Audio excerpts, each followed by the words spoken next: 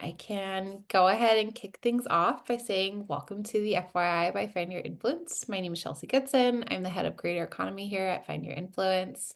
I'm really excited for today's topic. We're talking about influencer marketing trends for 2025. Some of the things that we'll go over are how brands can leverage LinkedIn creators, long form or short form content, and so much more. I'm really excited to introduce you to my guest panelists. Her name is Lindsay Blankers. She's our senior campaign manager at FYI. And Lindsay, I'll kick it over to you to do an introduction for yourself. Yeah, my name is Lindsay. I've been at FYI for a handful of years now, working with our amazing team. Chelsea and I have worked pretty closely over the past couple of years, so I'm super excited to join her. Yeah, so we're so excited to have you. Well, before we dive into the questions, I have a couple of housekeeping items, excuse me. Just to know all attendees' cameras are off and microphones are muted, so no need to worry there. We do have a Q&A chat, and I would encourage you to put questions in there throughout the duration of the webinar. Toward the end of our conversation, we will go ahead and answer those, but please feel free to chime in. We'd love to hear from you. Welcome any and all questions, so make sure that you're utilizing the chat feature. And with that, we can go ahead and dive in. Like I mentioned, we're talking about emerging trends. I mean, there's so much that's happening in the space. I like things also move very quickly, but really excited to chat through just kind of in general what's going on in 2025 and what's to come. But I thought before we get into all of that, we could also kick it off with Lindsay. I know she mentioned her time here at FYI, but I thought I would also ask you if you could give a brief overview about how you got into the influencer marketing space.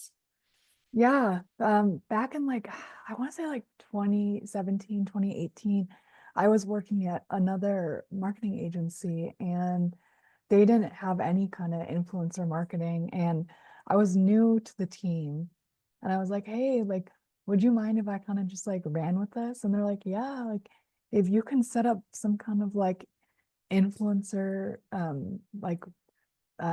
platform or something like that, they're like, go for it. So I kind of just winged it and kind of did both account management and influencer management with them until I kind of got a general understanding what I was doing. And then Mhm. I got connected with FYI. And so it was a lot of fun that I was able to go from, a marketing agency that did like a whole bunch of stuff to a little bit more niche, something that I felt really passionate about. And FYI matched that perfectly. I love that. I love to hear that. I always love to hear about people get into the industry. My background is similar to yours in that I came in also through a marketing agency who's doing social media and influencer marketing for a large grocery retailer. So we all got to start somewhere, but I love to hear about your journey. Obviously, it's led both of us here at FYI. Before we dive into I know we have more niche topics, but I'd love to ask, in your opinion, what do you feel like are some of the biggest shifts that you've seen within the space so far this year?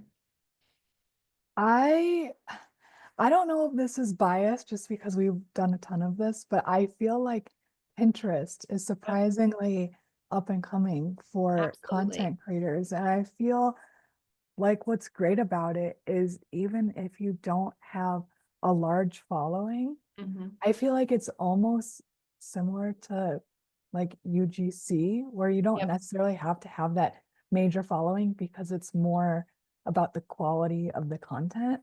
Yeah. Um, and so I feel like here at FYI, we've done a ton of Pinterest campaigns, and I feel like we've been able to work with a ton of creators that I typically wouldn't work with because they're not as large on other platforms. So it's been a lot of fun, and I feel like I hope that that trend continues because Pinterest content it's honestly been my favorite so far this year. I love to hear that. I have a similar sentiment to you. I do think that Pinterest is huge in so many ways, but going to be even bigger and better in 2025 and the years to come. And every time I talk to a creator or a talent agency, I'm always like, get your creators on Pinterest, make sure they're utilizing it, not only in just like repinning, I think, as we traditionally know it, but also in creating original content. Because like every other platform, they have their own tools, products, things like that that you can utilize. I know I personally use the collage setting a lot. So I make like a big collage of, I don't know, like my vision board for the year or outfits that I'm liking, whatever it may be. There's a lot of good tools in there to use. So I love to hear that. We're big fans of Pinterest over here. Yes, big fans. So, kind of steering away from Pinterest, but we'll get back to it. I'd love to talk about LinkedIn because I feel like for me, that's I'm also hearing big news and chatter around LinkedIn.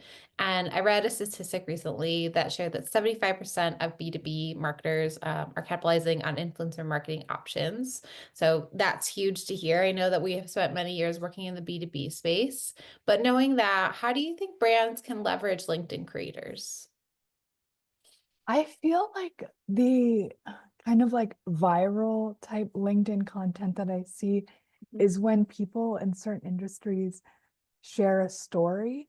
Mm-hmm. So I feel like if you're able to kind of connect like a good story with a brand, I feel like that would be more successful than like just more of an educational post on LinkedIn. So kind of using that personal touch on Yeah. LinkedIn would go a long way. Yeah, I agree. I'm the same with you. Oftentimes I see these posts that have, hundreds, if not thousands of likes, comments, things like that. And they're talking about an instance within their career where something happened. Um, but similar to Pinterest, like I said, we're gonna get back to it. A lot of these LinkedIn creators often have smaller followings. I think we all know you can have connections through LinkedIn, and then you can also follow someone so you can kind of see their posts. But just knowing that and also knowing that they tend to have these deeper relationships, right? Because they're talking to people who are also professionals, whether it be within their space or not, but they're connecting on a professional level, something very more focused, sometimes a bit more niche depending on their areas that they work in. But what do you think of that? Do you think that that benefits them to have that tighter connection within their own space, whether it's someone who works in social media or someone who works in a completely different field and is looking to create content for those also within that area? Yeah, I feel like because the people that you follow and follow you are generally in the same industry, I Yeah, feel like you do get that closer connection because everybody understands what you're talking about. right. Like when I see influencer content on LinkedIn and I read a story or whatever, like that makes sense. Versus like Yeah. if my husband's talking about finance, like that goes right over my head. Like any like anything like he would say wouldn't make sense to me. But Yeah. on LinkedIn, when you're following people that are going through the same thing, Yeah. working with potentially the same creators, have similar stories and sentiments, I feel like it really forges that bond and you feel like you know them and trust them, which is why influencer marketing could work through there Yeah. because it builds that trust. Yeah, I agree with you. I feel like in everything that I read and see, that's the biggest piece that hones people in on utilizing LinkedIn creators because they have that level of trust.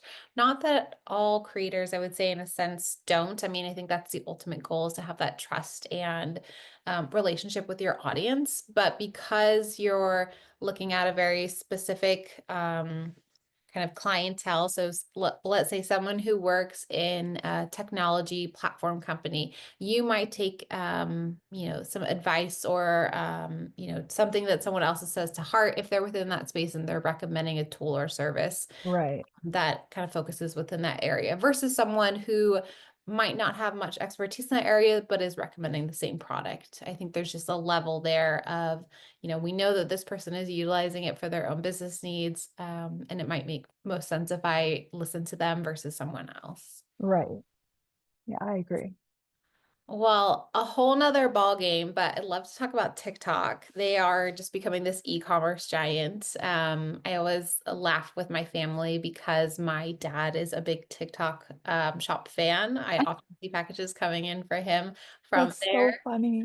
Yes, he loves it. And I've only ever bought one thing off of there. It was actually Same. like a handy little fan for my husband. It has like a light, a fan, a phone charging cable on it. It has all these random things. But I feel like many people are loving TikTok Shop. And I do have a Yeah. stat for that. Nearly 88% of TikTok influencers, they're nano influencers. And because of it, they have a really high engagement rate of over 10%. So usually if you see someone who's talking about a product, similar to Pinterest or LinkedIn, they might have a smaller following, but they have a really tight reach and engagement point with their audience.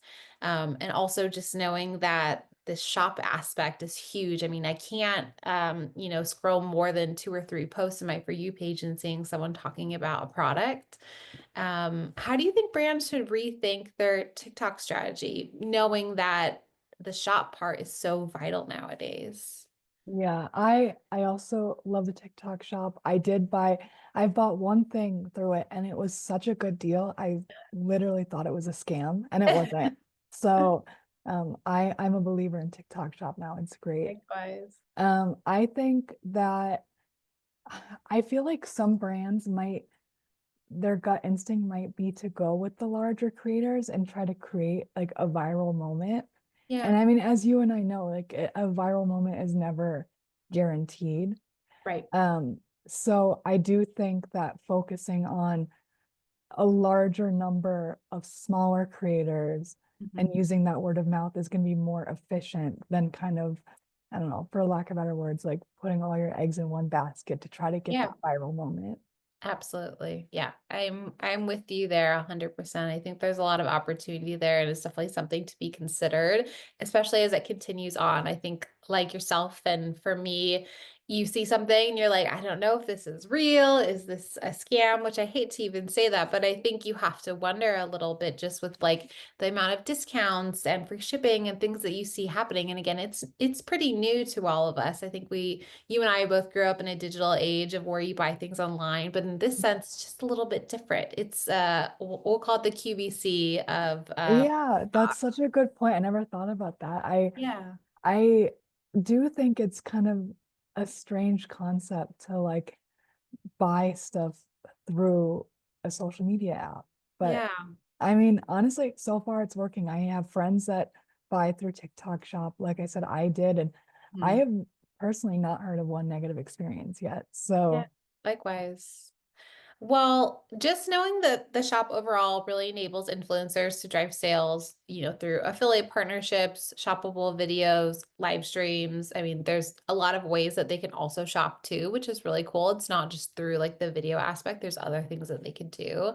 How do you think brands could optimize these collaborations to both like maximize the engagement piece of it, but also the conversion piece? Because ultimately, I think that's the biggest piece that many brands are looking for. yeah, I feel like making sure that your call to action is some kind of shop language Mhm. and maybe having your talking points speaking to like sales and testimonies is probably a good way to um, angle the TikTok content. Yeah, yeah, I agree. I think oftentimes some of the TikTok shop videos can be a little bit more subtle, but there are definitely ones that are more kind of in your face. Like I said, the QVC, they're telling you Yeah, about the product, why they love it, how they use it.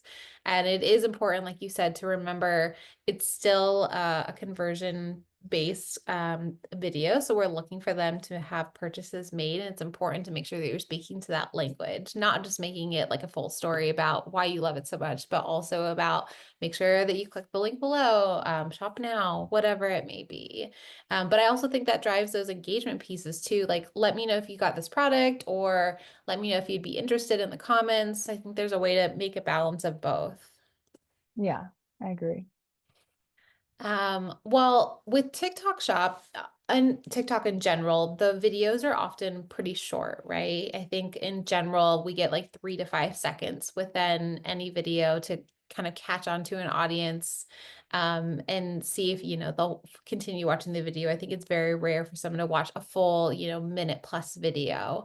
But on YouTube, I feel like we see that often enough. And I know personally, I'm a big YouTube person and have always loved long form content. And again, we've been in the age of TikTok where I think, again, you get 3 to 5 seconds, which is such a blip in time. Um, but I feel like there's been a resurgence of YouTube and long form content lately. obviously, I think the apps are all trying to keep up with the time, whether it's like Instagram or TikTok, they all have longer form video like options, but people might not use them. Long statement for a short question. How do you think brands and creators should adjust their content strategy to really stay ahead of this and make sure that they're not only focused on the short form content, but long form as well? I think if a brand is wanting to do long form content, I I feel like there needs to be maybe a little bit more creative freedom on the influencers end. Yeah. Because I feel like if they're able to keep their audience engaged in that long form and Yeah. then kind of subtly tie in that product or that brand, I Hmm. feel like that would be better than more of like a pause for like a commercial break or like a Right. blatant commercial at the beginning or end. I feel Yeah. like if they're able to tie it in to what they're already talking about, that their audience is already engaged in, that is going to do really well. I feel Hmm. like a really good example of this recently. There's this TikTok creator. Her name is Morgan Ruse. Hmm. I'm loving her content right now. She's so Cool. funny. I have to look her up. I'm not familiar with her. Love her. Her content is a little bit she's a little bit crazy in like a good way. She Yeah. kind of has some stories that are maybe not the most appropriate, Sure. but she's a lot of fun to watch. And she did her first like branded content piece, and it was a pretty long story, but the way that she tied that product in, Mhm. I mean, all the comments were like, "Oh, this is the first ad I've watched in like Oh, weeks," or and stuff like that, amazing. because she was able to use the same humor and stories to tie in a product that so naturally fit into what she's already doing. Hmm.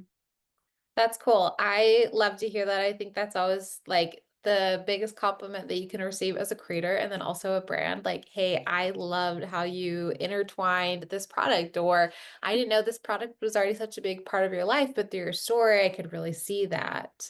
Yeah, And like you said, it was kind of a longer story. So that really has to like keep people entertained, excited, listening.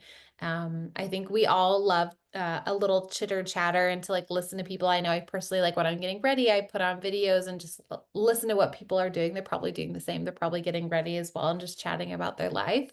But knowing that there can be a really easy brand integration during that, I think is kind of key and gold to any brand who's considering playing in that space again. Um, Apart from always suggesting to creators, make sure you have a Pinterest page, is also YouTube because they have shorts as well, which they have a yeah, wonderful algorithm there. And I always say, if you're posting on TikTok or Instagram Reels, put that content there because you never know when something is going to catch. mhm, I see videos get millions of views very often, but it could just also be long form content cut down. And I think that's probably a bigger piece to it, but something for creators to kind of mull on as well, that there's so much opportunity. Don't feel like if you make something long form, you can't cut it up also and share in different ways. yeah.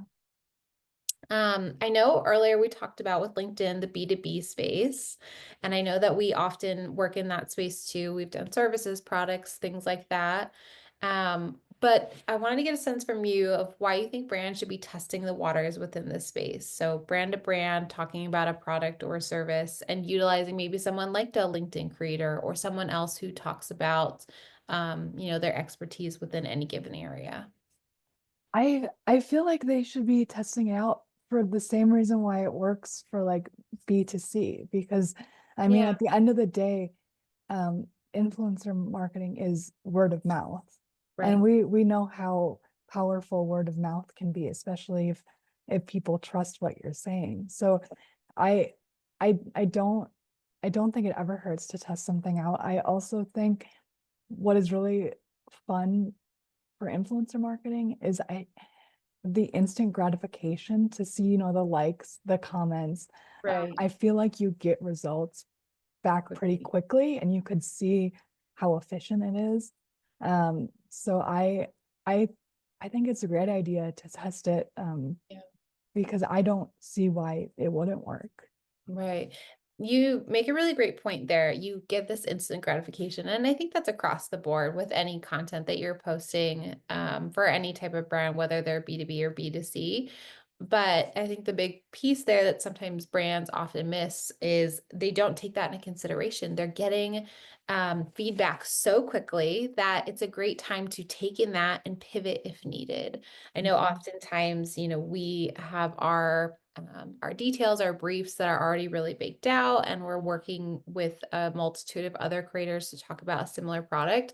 But what any brand or business could do very quickly is take those results and put them into action in the own work that they're doing, whether it's their own socials, their other marketing efforts, whatever it may be. I think about like the big billboards out there. I mean, I know those are expensive, and I'm sure it's a great way to get a lot of eyes on it. But if you could take something that was shared from a creator, just an idea or some type of feedback that you're seeing from a potential customer, and put that into action in your other efforts, then that's going to really change things across the board. Yeah. Um, this kind of ties to my next question, but I was wondering, how can brands really shift their approach to engage B2B influencers? Their authority is obviously built on their industry expertise, peer respect, and obviously they're not celebrities, so we're not looking to them to generally say, "Oh, this product is great," but really because they know it well, they know how to use it, they have used it in their own ways. But how do you think brands can kind of shift their mentality to utilizing B2B influencers versus more of like that B2C, like we said? Yeah, I think it would be really important to engage the small business community. I feel like small businesses are very transparent on their social media and they have a really strong connection with their audience and their customers. Right. So utilizing creators that already have that trust, I think would be really beneficial versus um, kind of like a celebrity CEO or something like that. Yeah, absolutely. I totally agree with you. Um, Again, just keep thinking about, we spent a long time working in B2B within the space. That was one of like my very first campaigns was working for, a business to talk to other businesses about their Mhm. products.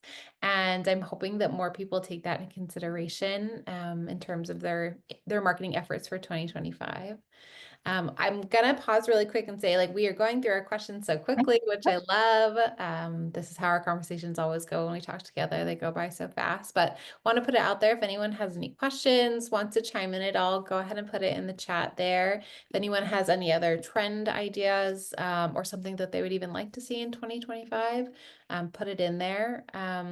But one more big piece, I think, before we wrap up, and we've already mentioned this several times throughout our different kind of sections, but the power of micro influencers. I think not completely gone are the days of, a celebrity endorsement, but I think that brands see the benefit in utilizing micro influencers nowadays so highly because of their very engaged audience, and because also you can utilize many more than you could with just working with, one huge celebrity.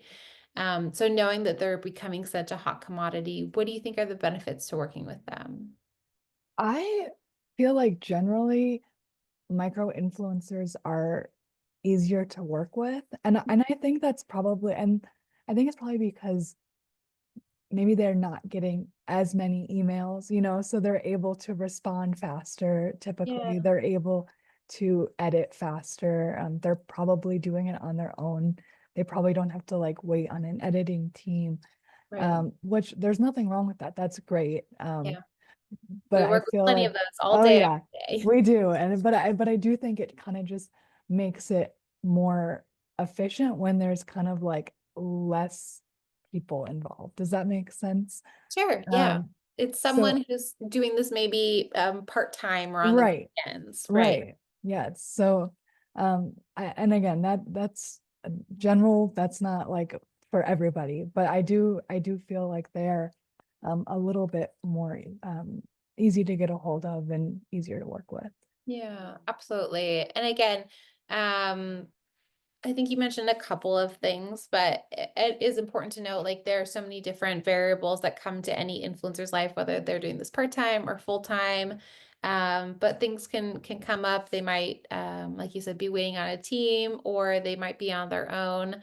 But overall, I mean, with all of these things given too, generally the consensus is they have a tighter kind of what's the right word I'm looking for? Like a handle on their community, I suppose. Mhm. Because, like you said, they might not get hundreds of DMs, they might get a handful of them throughout the day, and they're able to have those honest and authentic connections. Right. The people who are reaching out to them, I think those go a long way. I had even someone recently, a personal story, but within my creator journey over the years, I had someone say to me, "Hey, when you used to post your fashion posts when you were in college, they made a comment about a sweater, actually, me wearing a sweater when it was warm out, which was funny because she's like, how did you do that? Not anything relevant, I suppose, to what we're talking about, but the idea is that she remembered all of those years and she said that to me, and it has been 10 plus, maybe even Yeah. plus years since I probably posted anything like that.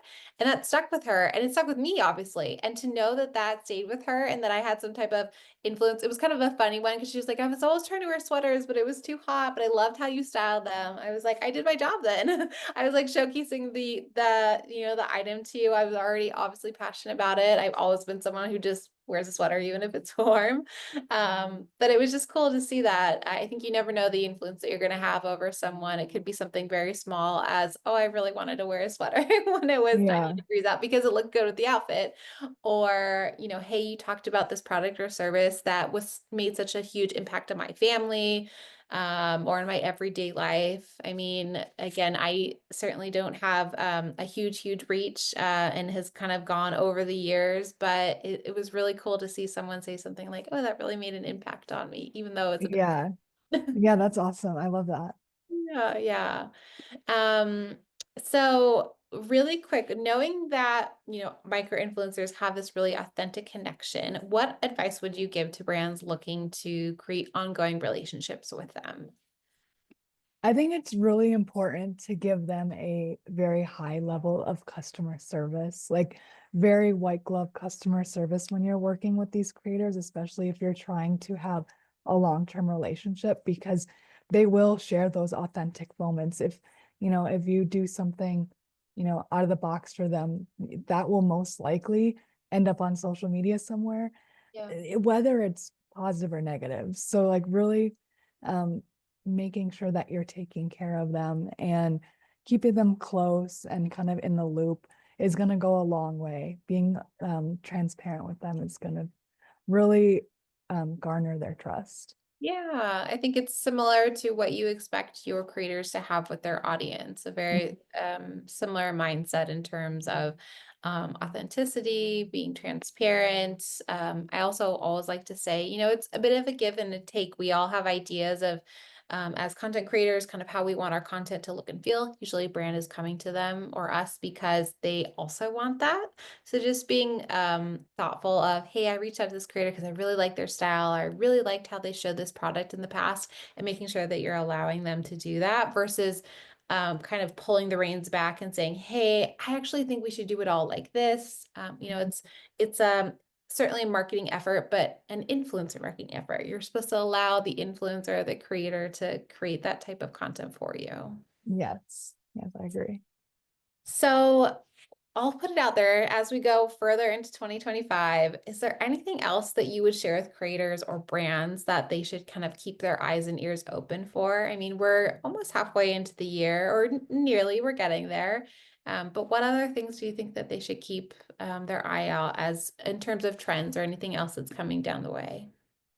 Um, I don't know trends, but just kind of like keeping an eye out for any opportunity to have like good impromptu PR. Like I'm thinking, for example, do you remember Stanley when Mm. that one gal's I think it was her car Oh, caught yes. on fire and Yes. her Stanley made it through Yeah. and the brand like bought her a new car or something like that. Like just those moments of like um connecting with your audience, those moments of helping others, that's going to go a long way. I mean, like, yes, a car is expensive, but the amount of good PR they got from that, like, you can't recreate that. Like, that's not something that you can cook up. Like, that just authentically happens. So, keeping an eye out for moments to be able to do good in the community with your product or service is going to go a long way.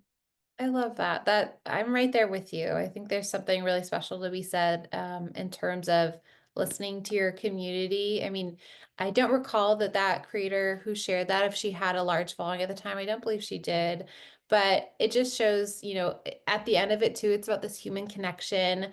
Content is being created, but it's being created to showcase, how someone lives their life or how they, want to be productive or what kind of goals that they have. I mean, it's certainly a way that we can connect and in such like a digital space nowadays. I think people do this because there's a lack of in-person connection for better, for worse. But I think Mhm. they do that because they want to have those connections just in a way that's, through your phone or through your computer. I also like to say with that, like social listening isn't dead. I feel like many brands out there. Obviously, I think they keep in tune with what's going on within their community, but that was a very big piece in terms of like someone saw this creator come out there and say, like, this is what happened to me, something obviously so devastating, but like my family made it, which is amazing. Yeah. The opportunity to say, hey, we're so sorry to hear this. We'd love to help and support you in another way. Mhm. I think that's similar with gifting. I think gifting kind of gets a bad rap Yeah. these days. It depends on the creator and the brand. And of course, I know that we're all about making sure that someone is compensated for their time and their posting and the content that they're created. But I think that gifting also goes a long way, especially in such a way like that. Yeah. It was a very authentic way. Maybe someone's out there, maybe they're a new mom, they're saying, "Ugh, this is the only bottle that worked for me. I'm like so grateful for it." I mean, and if that case, if the brand sees it, they're able to do something that would really touch that person, and maybe they'll get something out of it, or maybe they won't. But I like to throw it out there that that piece isn't gone. It's not one of those things that kind of has faded away. I still think there's so Mhm. much of an opportunity there. I know here at FYI, we have different services that we offer that allow brands to have those types of connections. So if they see an opportunity, they're able to easily gift to someone. So I love that. I love where your mind is at. I'm right there with you. I think that's something definitely to keep an eye on. And maybe I'll throw it out there. Another thing too is I know TikTok is obviously such a hot topic. We're kind of seeing things as they're going. Month to month, it seems like things are changing. And I know that there's some question marks out there, but knowing that, and I would say with any platform, I always tell people to make sure you're diversifying, and same with brands, make sure that you're not relying on one platform to bring in all of your eyes, your conversions, whatever it may be. Right. Make sure that you're utilizing other platforms because you just never know. I am showing my age a bit, but I was so big into Vine, and one day No, Vine. Vine was great. Oh, it was such an I amazing can't platform. believe that went away. I know. And it's just, I mean, it's similar to TikTok. The days are very different. And I think the stakes are Mhm. much higher nowadays, but that could have just happened just the same and it would have been gone. And I've seen the growth of many people who had large followings on Vine who have moved to other channels. I don't think that they've ever quite gotten back that same type of growth in the audience way, but they've certainly made a name for themselves. Yeah.